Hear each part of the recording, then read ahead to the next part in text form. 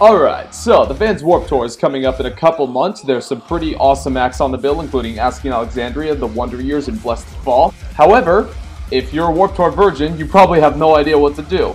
But that's okay, I'm going to give you loads of useful tips to help you out. So let's jump right in. Tip number 1. Get some sleep the night before. This may seem like a no-brainer, but trust me, when you're really excited it can be hard to get some sleep. Make sure you get at least 5 to 6 hours of sleep, because I've often noticed that when I don't get that much sleep before Warped Tour, I usually crash by the end of the second band, I'm really tired for the rest of the day, and then somehow my energy picks back up during the last final band. Tip number 2. Dress comfortably. Now, I personally don't give a shit what you wear to Warped Tour. Personal taste is personal taste. However, I would advise staying away from the all-black t-shirts, black jeans, black boots, black winter coat that the Black Veil Brides and Motionless in White fans like to wear. There's always that one person who always wears it, and it's... But then again, you know, if you want to pass out and be miserable, by all means go for it. And that is another thing. Wear lots of sunblock. Because no matter which date you're going to, it's going to be pretty fucking hot, and you're probably going to get burned. So if you don't want to get too fried, wear sunblock. I mean, look at me last year.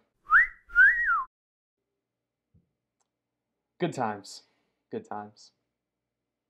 Tip number 3. Get there early. Don't be the guys that show up right as the doors open. Depending on your date and how generous Kevin Lyman is feeling, you may have bands that play literally minutes after the doors open. This was notable in 2013 when both August Burns Red and Woe Is Me took the stage before noon. Get there early, children. Tip number 4. Scope the venue out a little bit once you get in. This will probably be the most important tip I give besides drinking water. Because when you get inside, it is probably best if you don't rush to the main stage. Unless it's like your favorite band. In that case, go for it. But once you get inside, just spend 15 to 20 minutes walking around the venue, scoping it out, sizing it up, locating band tents, where the other stages are, where everything is basically. Water, bathrooms, food, whatever.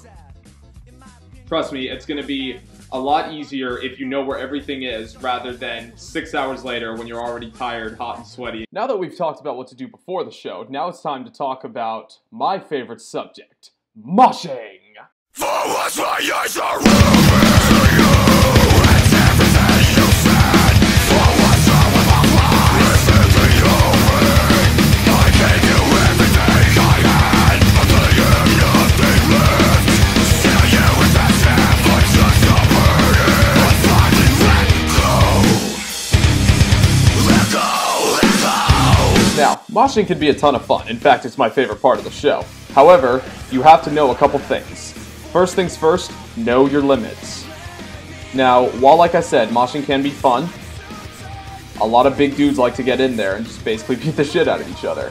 So with that in mind, just know when you can go in there and have a good time, and if you have to take a break, go for it, because no one's going to judge. We're all there for the same reason.